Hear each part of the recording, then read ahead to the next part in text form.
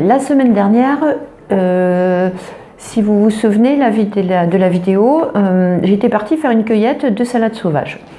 Aujourd'hui, je vais vous montrer comment les nettoyer et les préparer. Donc, j'ai mis sur la table le petit journal.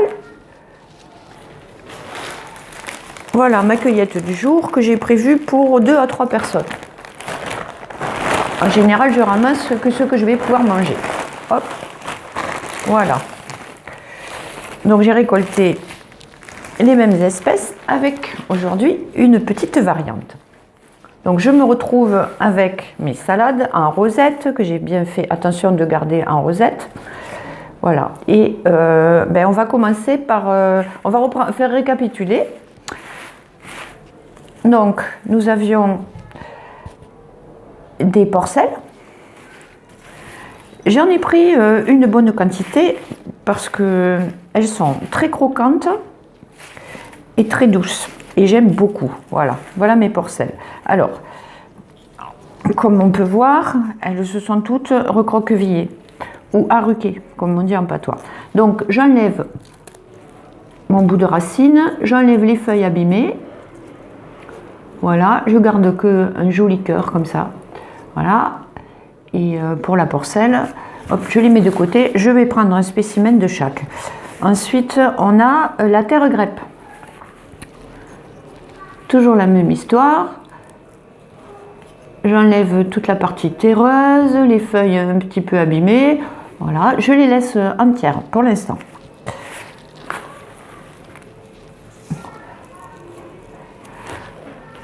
Mon salsifis. Le retour du salsifis. Donc mon salsifis, je vais le gratter.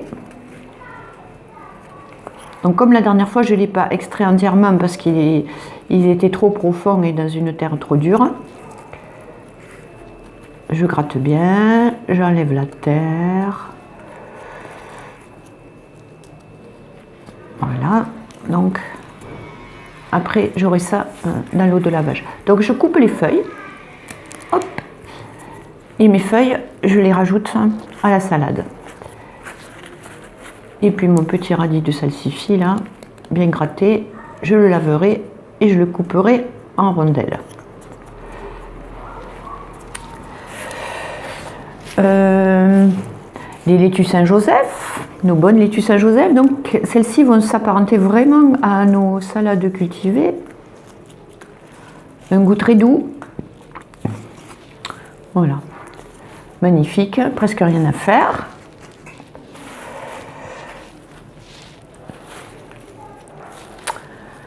Les chicorées amères toutes jeunes, bien blanches. Je les ai trouvées elles étaient un peu enfouies. Donc voilà qui va nous apporter l'amertume dans la salade. Très joli tout ça, pas abîmé. Je la joins aux autres. Quelques pétarelles. Donc là, j'ai pris juste des jeunes pousses. Qu'est-ce qui nous restait? Ah oui, des laiteurons qui sont là. Voilà, un joli petit laiteron. Donc pareil, j'enlève tout ce qui s'est un petit peu oxydé. Les feuilles abîmées. Je le joins à ma salade. Et aujourd'hui, une petite nouveauté. J'en ai pris 2.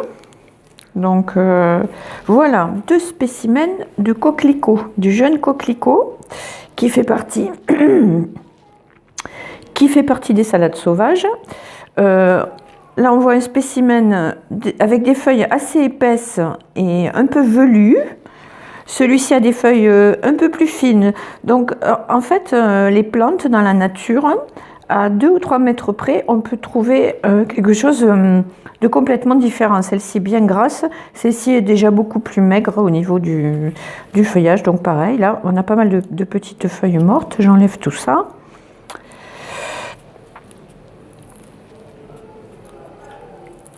Hop. Après, celui-là, par exemple, je le couperai en morceaux dans la salade. On ne va pas manger une plante entière comme ça.